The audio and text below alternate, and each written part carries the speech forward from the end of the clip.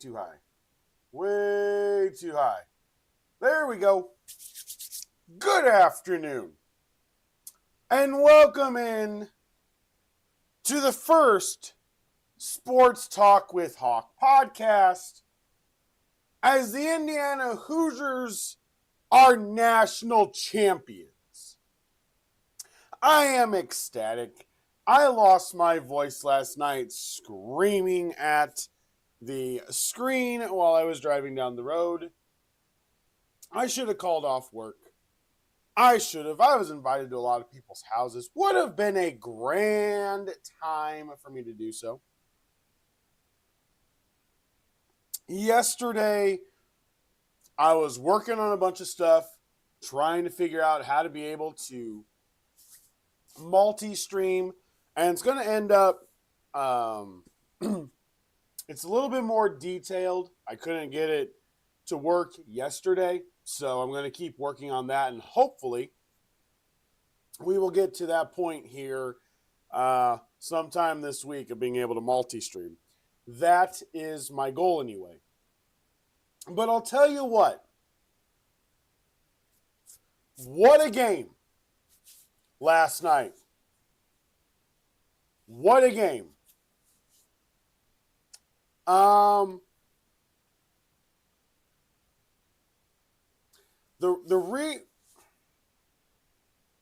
The reality is the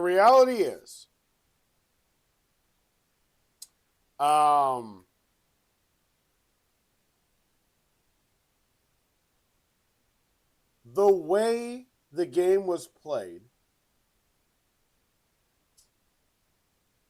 was so good. It was tough. It was physical. It was gritty.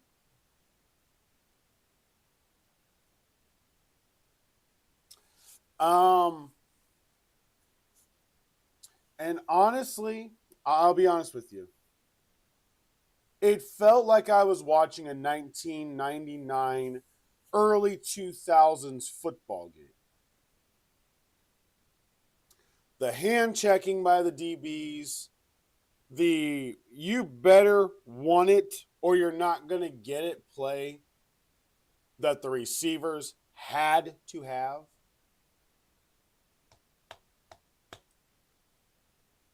And honestly, it was one of the best games I've seen in college football in a while. And it's because they let them play. Pre-snap penalties, you've got to call.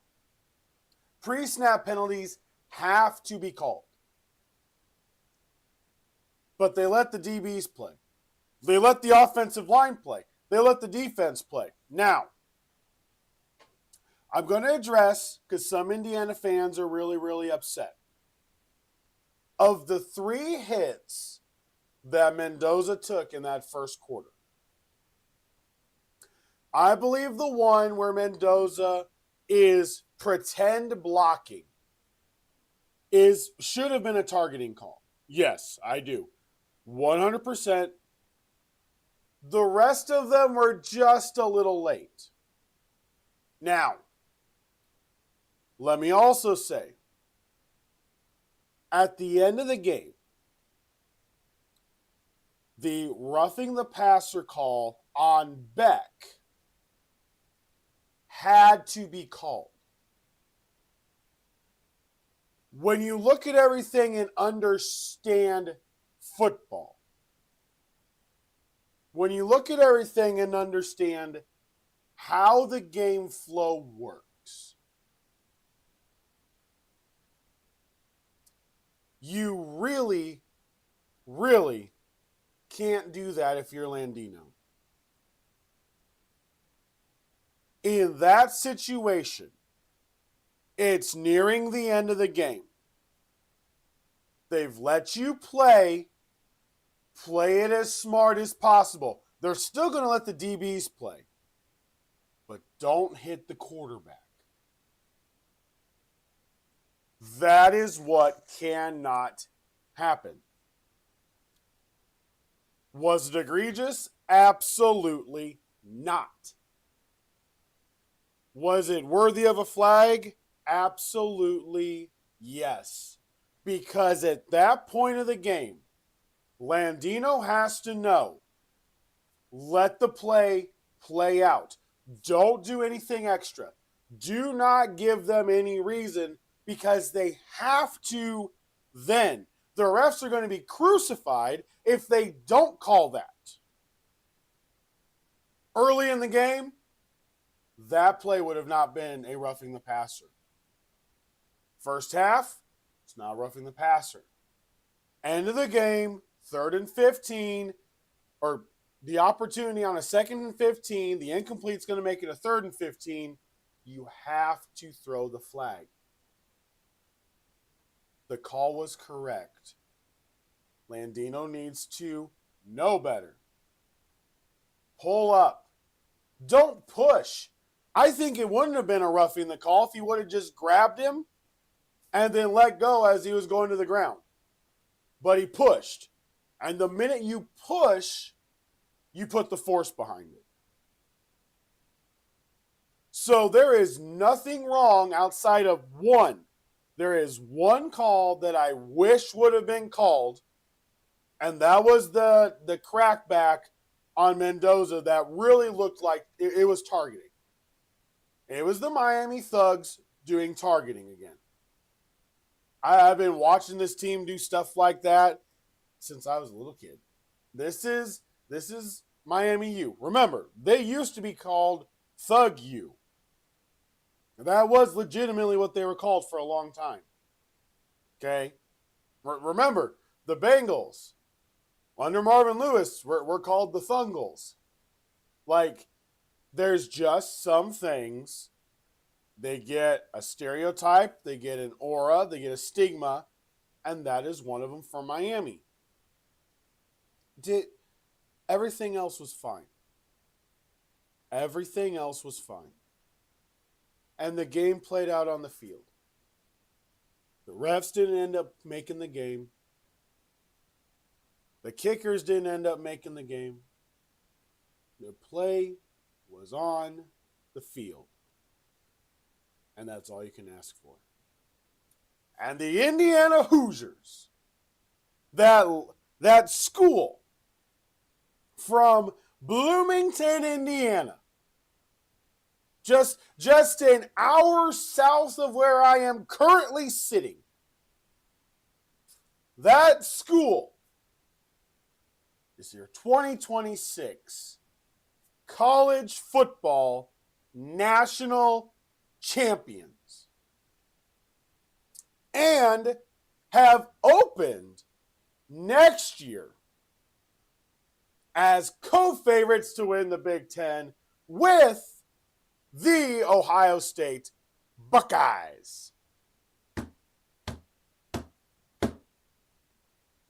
Listen,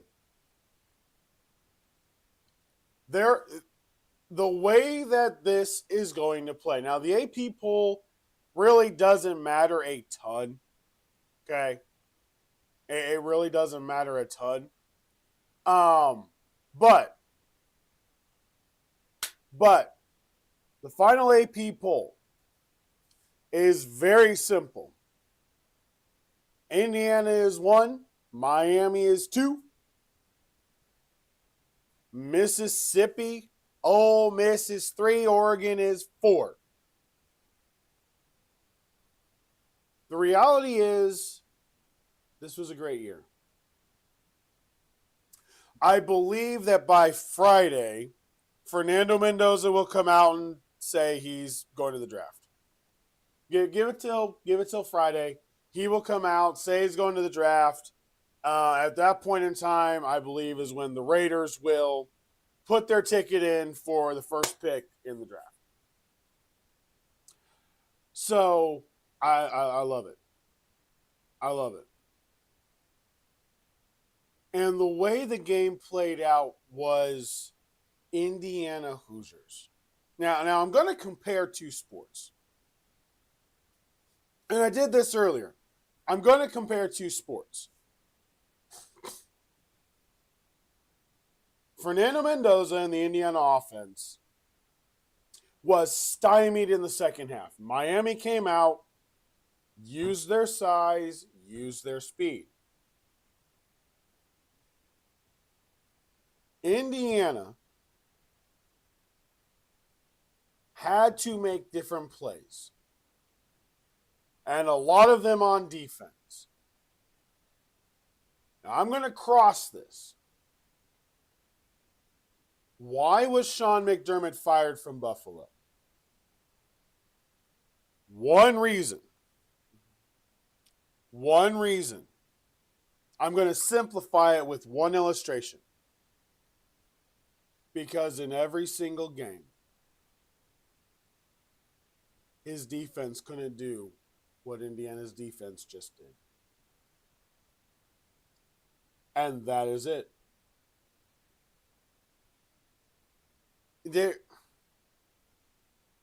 People don't get it because too many people watch ESPN, and it drives me nuts because narratives and agendas get pushed so hard. So when guys like me are sitting back looking at the entire picture and actually understanding what football is and understanding those big, ginormous prongs that make up a football team. Remember the prism. I've talked about the prism multiple times. I use the prism illustration relatively often. When you turn the prism, you understand. You can't lose games when your offense does their job. Sean McDermott has been on the chopping block since the 13-second game against Mahomes. Your quarterback wins, and I don't give me any of the baloney about the performance. It's either him or nobody. That's it. It's either him or nobody. He's trying to do everything. Josh Allen is trying to do everything. He feels like he has to make up for the lack of defense. And the reality was, does he have turnovers? Yeah. So did Drake May. So what? Bo Nix had turnover. Bo Nix fumbled. But he's not Josh Allen. So everybody's like, well, yeah, but Josh Allen needed to play better. He got his team where he needed to get the team. Are you kidding me? And then that defense, that Sean McDermott defense, instead of doing what IU did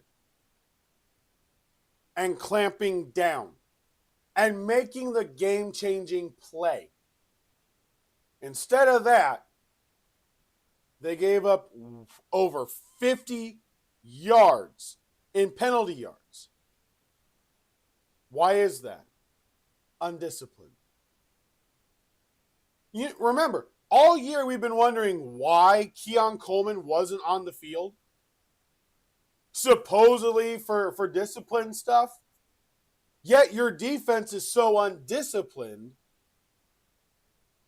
they couldn't stop Denver. And I love Tre'Davious White. I do. I love Tre'Davious White. If White just turns around and jumps, he catches the football. Like if he stops playing the receiver and turns around, it's an interception. The game goes back to Buffalo. The roughing the passer on Joey Bosa was stupid. Stupid. And they had a pass interference at the same time. That's coaching. That's McDermott, Cignetti, with college kids, not professionals.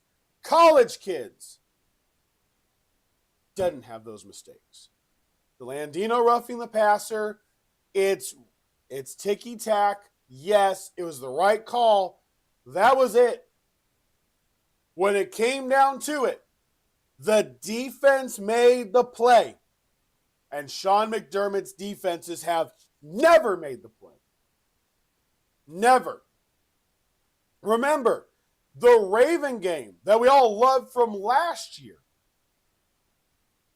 If Andrews catches that 2-point conversion, his defense fails again. That's all that changed the narrative in that game. And reports, listen, I saw it. I see how everything works. Josh Allen needs a coach that understands what he's going through. Josh Allen needs a coach that understands the weight that's on his shoulders because of how the team is constructed, because of how the team is coached, and the way the team is played. I have said, I don't like the contracts they're doing. Would I have signed Brandon Beane to continue doing what he's doing? Absolutely not. Not a chance. No way, Jose. I would not have signed Brandon Beane to be the president of football. However,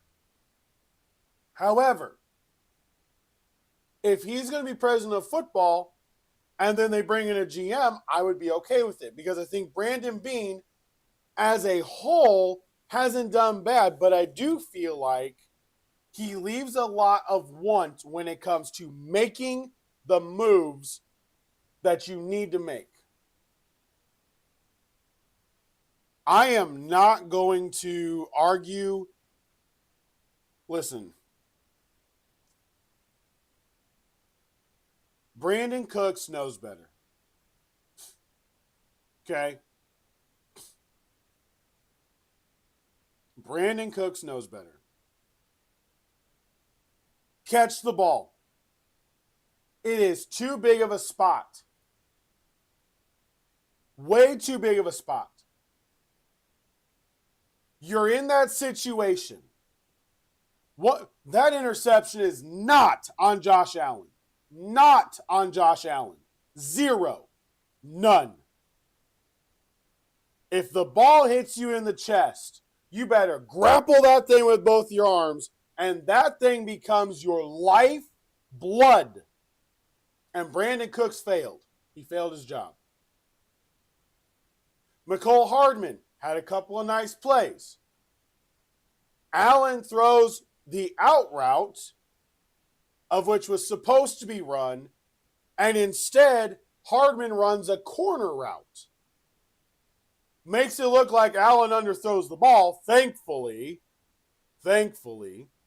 Romo called it out immediately. It was not Allen that threw that ball short. It was supposed to be an out route. It was a timing route. It was perfectly timed, and Hardman screwed it up. Get the man some receivers that can run dang routes. Josh Palmer ain't gonna cut it. Gabe Davis ain't gonna cut it.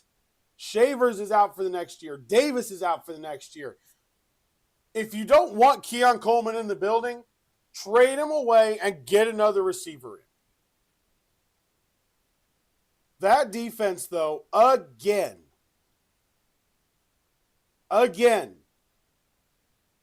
the penalty yards. Like, the Broncos were backed up. It was your perfect shot, and you just let them off the hook. That's why Sean McDermott got fired.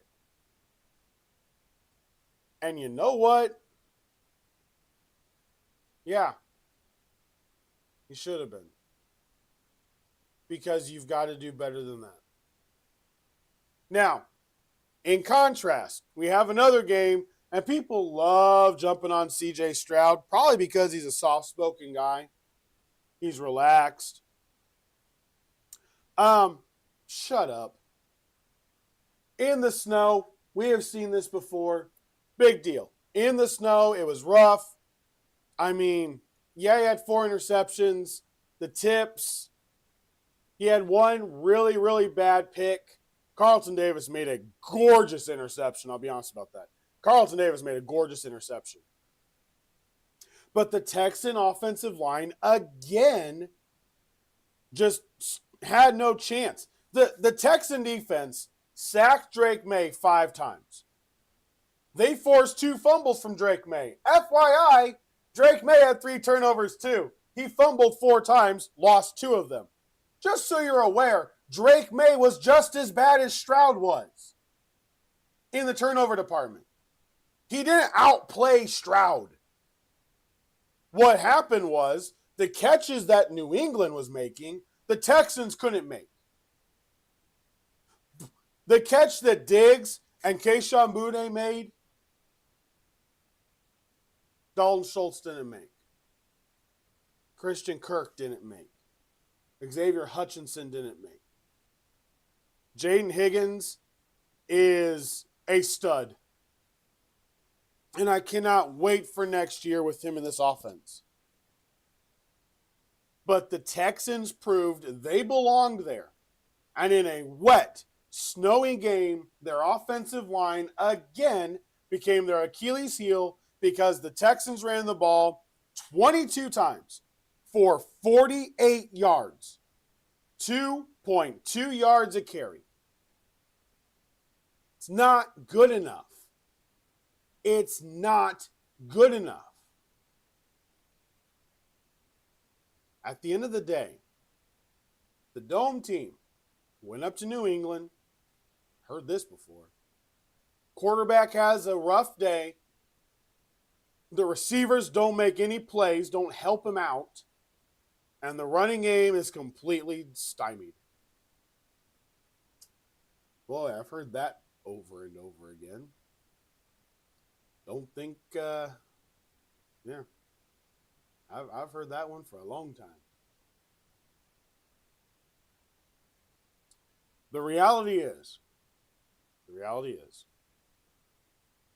when you play the way that everybody else plays, the Texans are there. DeMeco Ryans is 4-4 in the playoffs.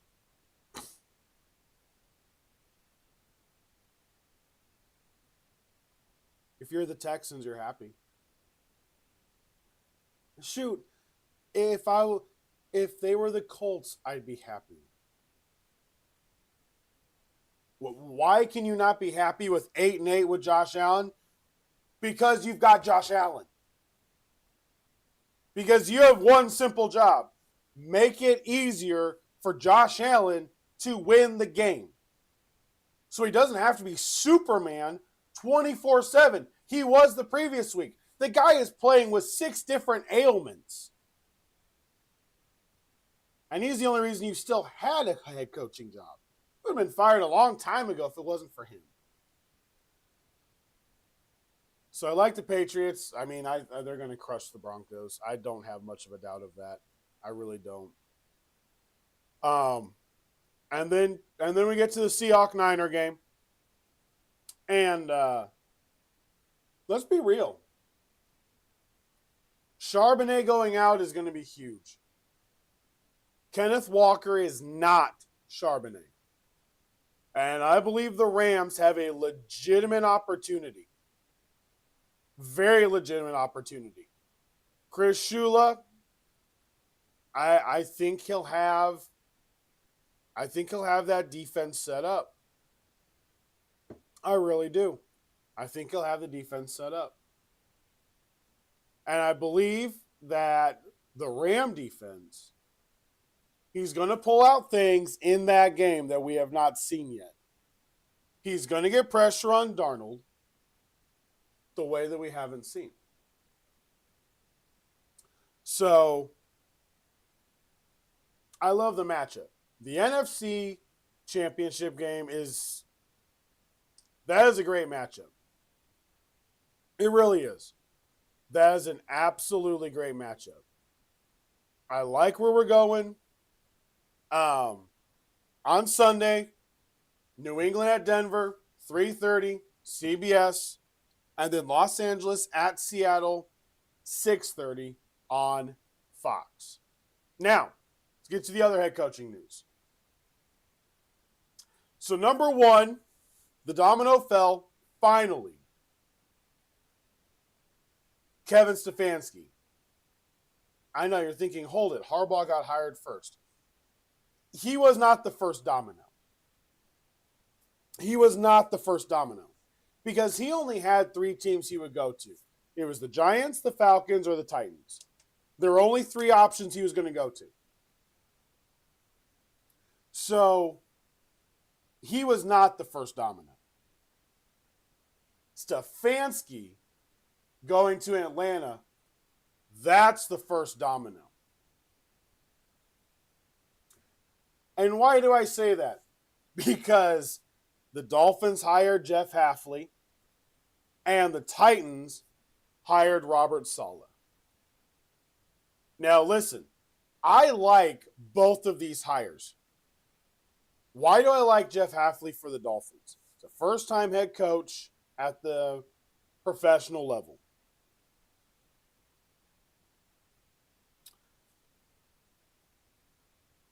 It doesn't surprise me. Where did they get their GM from? Oh, yeah, Green Bay. Hello? Jeff Hafley is 46 years old. He's been a coach at the college football level. He's been a defensive coordinator now for 2 years.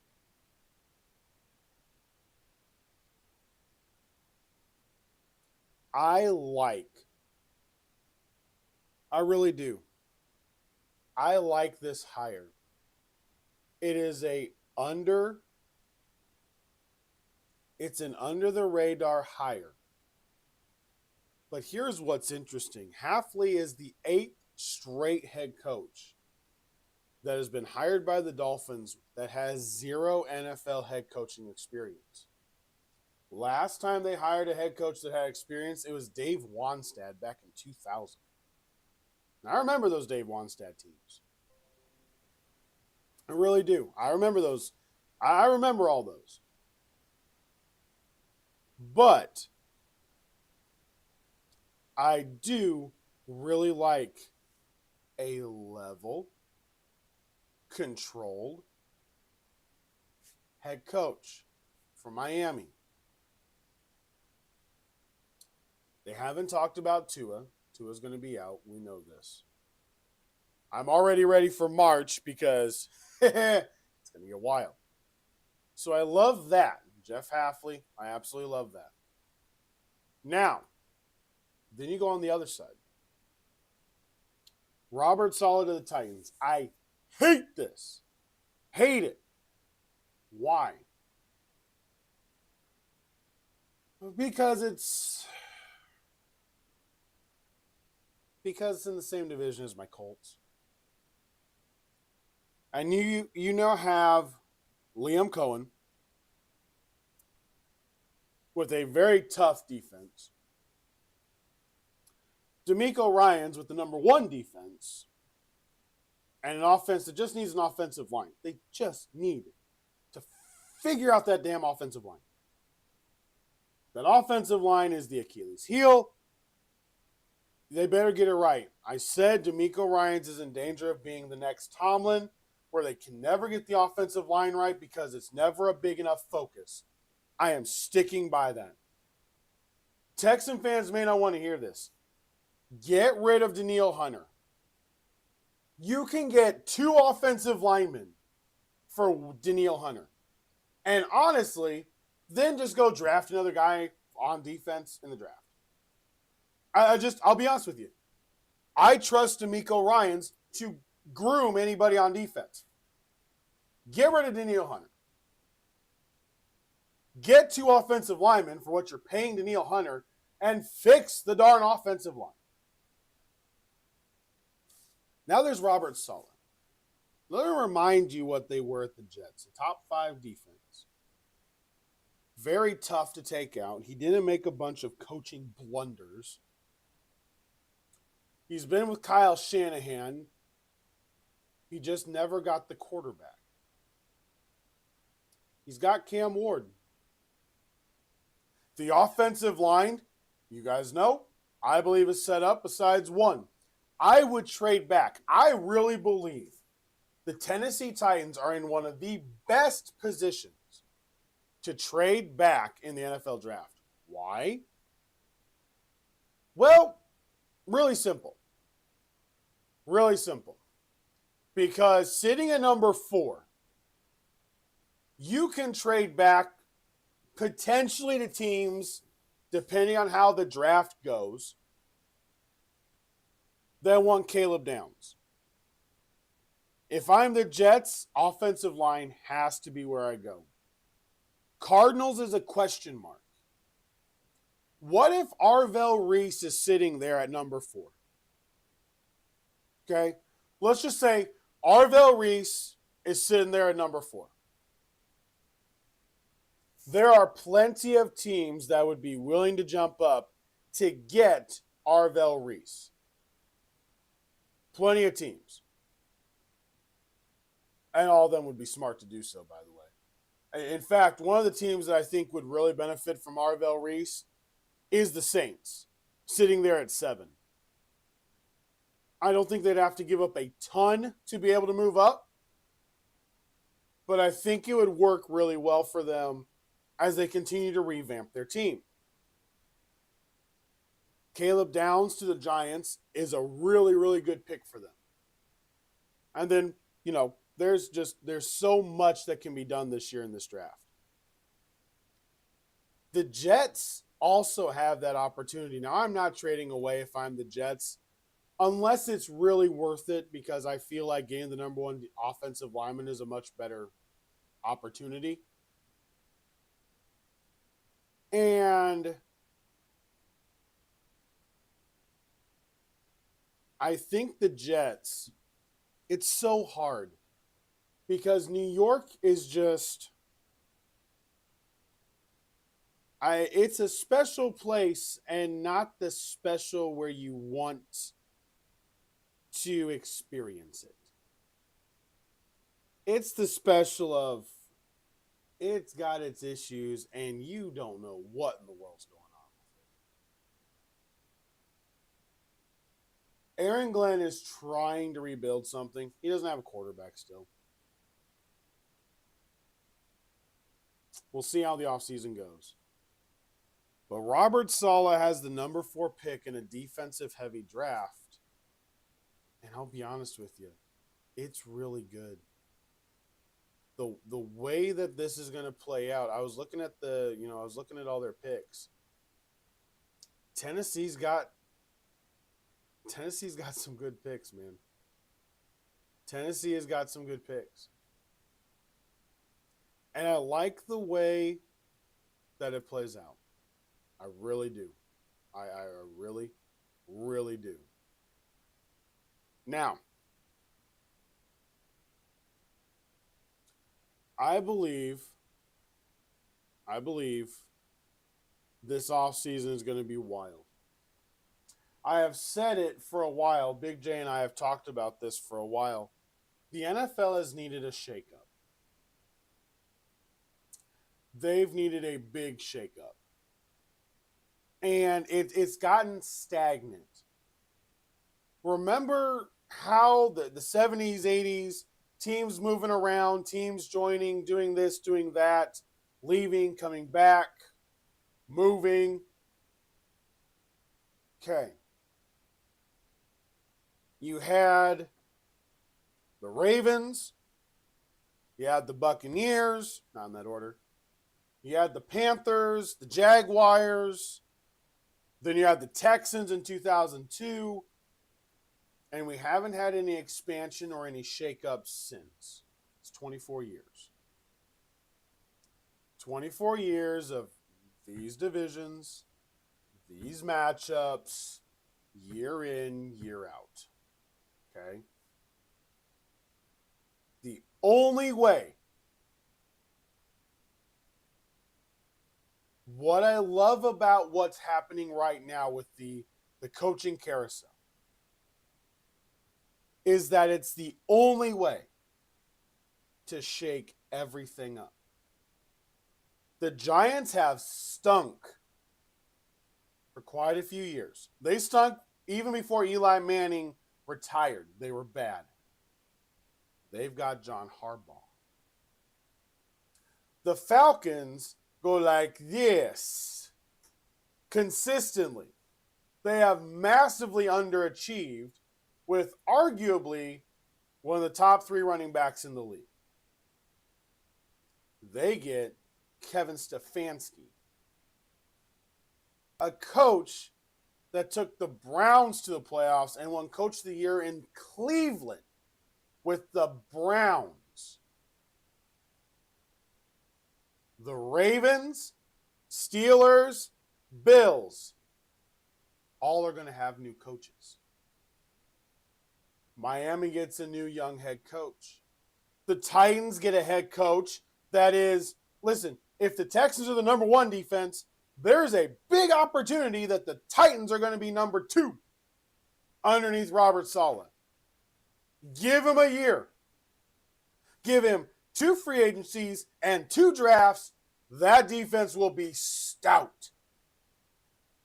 He was top 5 with the Jets. He can coach. And then you've got the Browns again. I feel sorry for whoever gets the Browns. I mean, that is just, it's a mess of a quarterback situation. I respect Myles Garrett for sticking it out. I respect Denzel Ward, Bitonio. I respect the veterans that are there in Cleveland for staying there. I really do. Professional above professional. I love it. I really, really love those guys.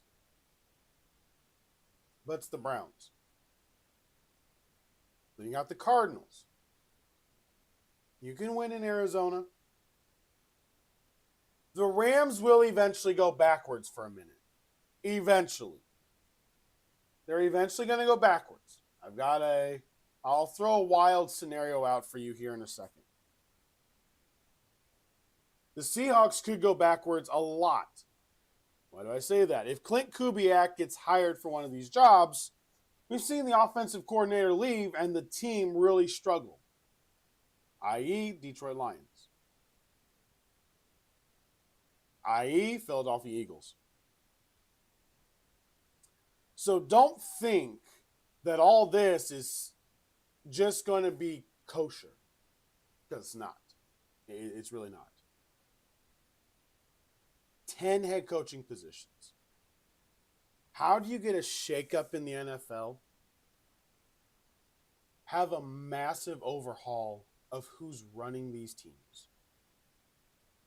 That's how you shake up the NFL. We could look at the 2026 offseason as an offseason here in about 4 or 5 years that changed the landscape of football because of what's going to happen and what's already happened. Harbaugh to the Giants, Stefanski to the Falcons. The Falcons should own that division. I like Kellen Moore in New Orleans. They don't have Atlanta players. Atlanta is built. Jeff Ulbrich was retained. I called it, told you so. That was going to be a rule. Arthur Blank's like, it wasn't a requirement. Baloney. Yeah, it was. That's why you denied Ulbrich from talking with anybody else. Because you wanted your head coach that you hired, which Matt Ryan did. Matt Ryan hired a perfect head coach. You wanted your head coach to keep him, to build on what he had last year. And it is the right move. So, yeah, it matters. Do I think Hafley can win in Miami? If he can get the quarterback, yes. Do I think that Saleh is going to win in Tennessee? I think that division just became a lot tougher. I think that division became a lot tougher, and I don't like the fact that the Colts are in that division, and I feel like, honestly right now we're the 4th best team in that division. And that's brutal honesty. Brutal honesty. But it's the shakeup that the NFL needs. The shakeup to stop the stagnant. It just gets old and boring when it's the same thing over and over. We all love longevity. We all love consistency, and some of these organizations are great at it. But just like Saban with Alabama and Kirby Smart with Georgia, and what I'm hoping will be Cignetti with Indiana, eventually it just gets stagnant. You need something new. And this is a simple way to rock the league and shake it up a bit. And I'm here for it. I love it. All right. So, I'm going to throw out a scenario for you, and you're going to hear it here first. You're going to hear it here first. I got this. Do I think this will happen? Kinda. I'm going to throw out one scenario. One scenario. If the Rams win the Super Bowl, at least 6 or 7 players will retire. Davante Adams will probably retire. Stafford will retire. Potentially one of the offensive line. Their defense is really young. Offensive lineman, maybe Higbee, the tight end. They'll have 6 or 7 people retire if they win a Super Bowl. So that'll leave them a big hole at quarterback. They don't like what Nacua does off the field. That's very clear. I've already said I think they're going to trade Nacua. You can get a lot for Nacua. I think it's a smart move. I trust the Rams organization. I think if Stafford retires, watch this. I believe the Rams will trade for Joe Burrow. Yes. I believe the Rams will trade for Joe Burrow. They will give Cincinnati both of their first-round picks this year. And they'll probably throw in a third or a fourth. They will give them 3 picks for Joe Burrow. Even Cincinnati. Because if Burrow gets wind of this, Burrow is going to pressure every bit of it. Every bit of it he's going to pressure. He does not like Cincinnati. He does not like Zach Taylor. He absolutely hates the owner. He knows that the owner is lazy and really not into winning, which is unfortunate. I believe if the Rams win the Super Bowl, Stafford retires, and they make a trade for Joe Burrow, they will not take just anybody to be quarterback of the Rams. They will not just take a step back for the fun of it. I said the Rams 3 minutes ago. I said the Rams won't always be up there. They'll have to fall off.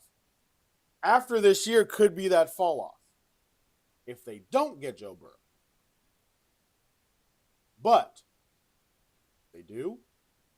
They ain't falling off for a long time. I've also thrown this out. If you're the Raiders and the Rams come to you and say, we'll give you Puka Nacua and our first-round pick early, the early first-round pick, the one from the Falcons. We'll give you Puka Nacua and that first-round pick for your first-round pick. And they draft Fernando Mendoza.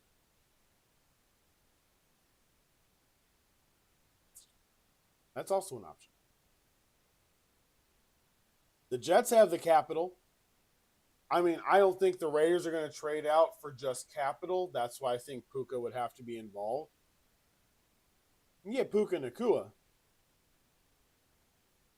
You may be okay trying to see what you can do depending on who the coach is. A lot of different things can happen. All right. So, here is something I want to go over, though. I really do. Here's something I want to go over. The reality is,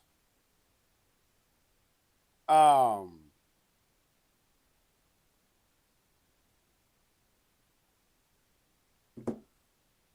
the reality is, basketball is not nearly as big as football.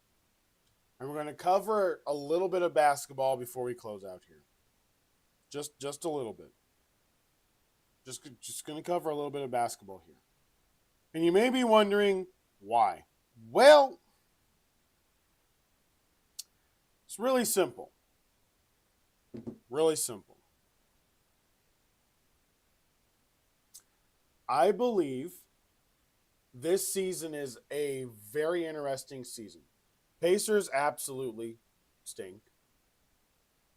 The Mavericks are once again outside the playoffs. The Milwaukee Bucks are currently outside the playoffs. We've already had a couple of trades. And last night, Jimmy Butler is now out for the year with an ACL injury. That is huge. That is huge. Jonathan Kuminga will be traded within the next week now because they're going to trade to get somebody else to come in for Butler. You can use the injury exemption. He's out for the year, so you can use the injury exemption, which is great. And I think it'll work.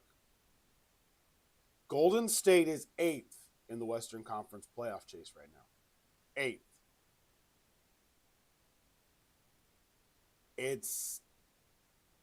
They don't have a lot of wiggle room. They really don't. If Dallas were to get hot, which they're 6-4 in their last 10, if Dallas were to get hot, Dallas is sitting right there. The reality is they got to make a move. That injury, I feel so bad for Jimmy. I really do. I feel really, really bad for Jimmy because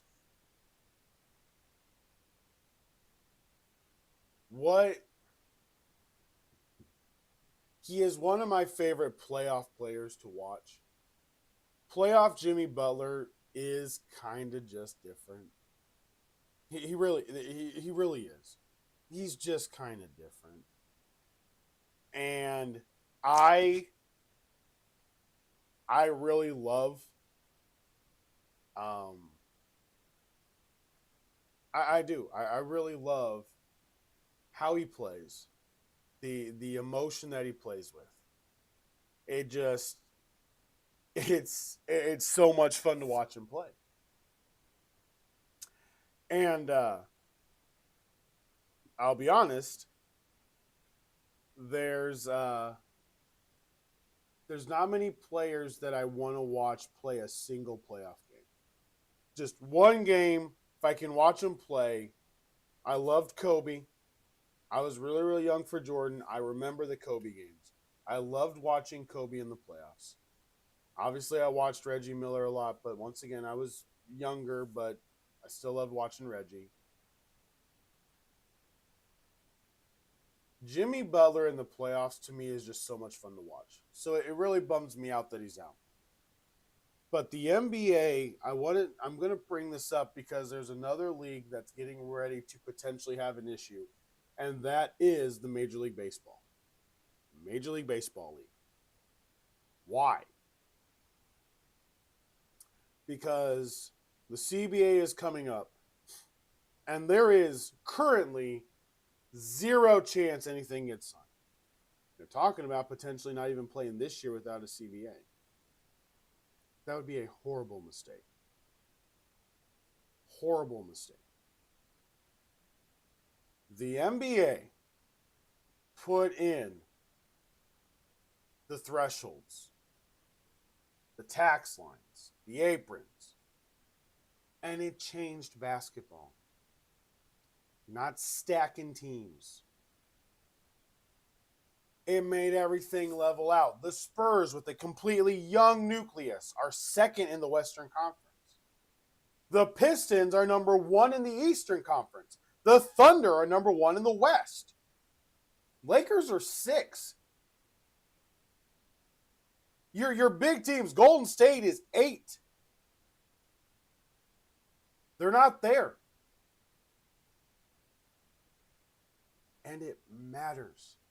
The Magic are fighting to be top 4. You need to have some of how all this plays out. The way to be able to get everything set up. The Dodgers dominate because they're spending all the money. It's the same thing as it was with the Yankees back in the day. It's the exact same thing as it was with the Yankees back in the day. They spend a lot of money, and so they get all the different players. Put in an apron. Put in 2 aprons. You have to. Baseball players are whining and complaining, and I know when you play out the money they make per game, I know this. You play out the money that they make per game. It doesn't reach what NFL players make. And it definitely doesn't reach what NBA players make. Okay? NBA players are a little bit less. But you don't make that much money. Your league is not making money.